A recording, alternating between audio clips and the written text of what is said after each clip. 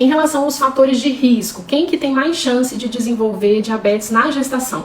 Aquelas gestantes que já engravidam com uma idade mais avançada, tá? Então a gente já conversou sobre isso aqui, sobre gravidez de risco. Então gestantes que têm mais de 35 anos são consideradas de idade avançada. Então a gente sabe que hoje em dia é cada vez mais comum as mulheres engravidarem cada vez mais tarde. Então isso tem um potencial risco em relação ao desenvolvimento de diabetes, né? Como eu falei lá no início para vocês, a questão da obesidade é uma questão muito importante. Então quem tem sobrepeso, tem obesidade, tem mais chance de desenvolver diabetes.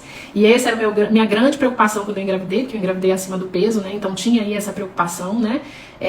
Com a questão da doença, da diabetes gestacional. Quem tem história familiar de primeiro grau, então por isso que quando a gente conversa aqui no consultório, a gente sempre faz um histórico, né? Eu pergunto se tem algum parente de primeiro grau que tem alguma doença, né? Então normalmente parentes de primeiro grau que tenham diabetes, né? Então a gestante tem um pouco mais de risco de desenvolver diabetes na gestação.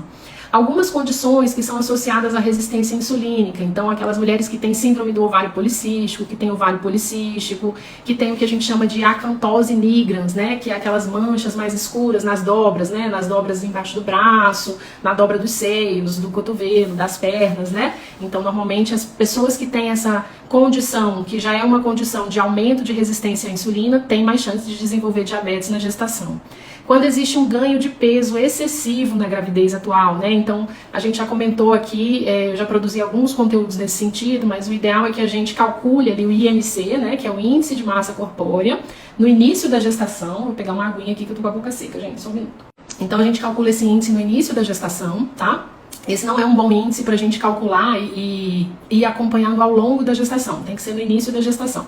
Então, baseado nesse cálculo, a gente estima o ganho de peso ali que aquela gestante deve ter. E aí esse ganho de peso ele deve ser o mais lento possível, né? Então, o ideal é que a grávida ela ganhe 1 quilo, no máximo até 1,5 kg por mês, né? Então, esse ganho de peso ele tem que ser bem lento e distribuído ali ao longo dos 9 meses, tá? Quando a gente tem um bebê que tem um crescimento excessivo, então a gente vai fazer ali as ecografias e o bebê está sempre acima do percentil 90, acima do percentil 95, né?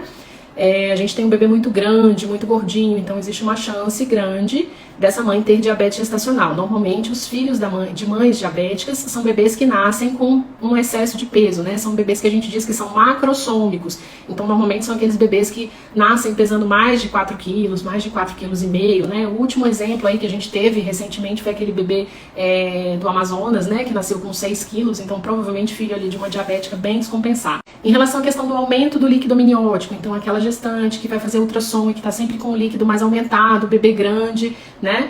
É um risco para diabetes na gestação. Quem tem pressão alta ou pré-eclâmpsia nessa gravidez, na gravidez atual, então tem mais chance também de desenvolver o diabetes na gestação, né? Então a gente já conversou aqui também sobre a questão das síndromes hipertensivas, então a gente sabe que a pressão alta e a diabetes, elas caminham bem juntinhas, então quem tem hipertensão tem mais chance de desenvolver diabetes e quem tem diabetes tem mais chance de desenvolver pressão alta, pré-eclâmpsia e todas essas complicações ligadas às síndromes hipertensivas. Aquela paciente que já teve uma morte fetal ou uma morte neonatal e que não teve uma causa definida, né, bem definida, a gente pode pensar assim em diabetes, né, e aquelas gestantes que já tiveram diabetes em outras gestações. Então essas gestantes são gestantes que têm mais risco de desenvolver diabetes em gestação.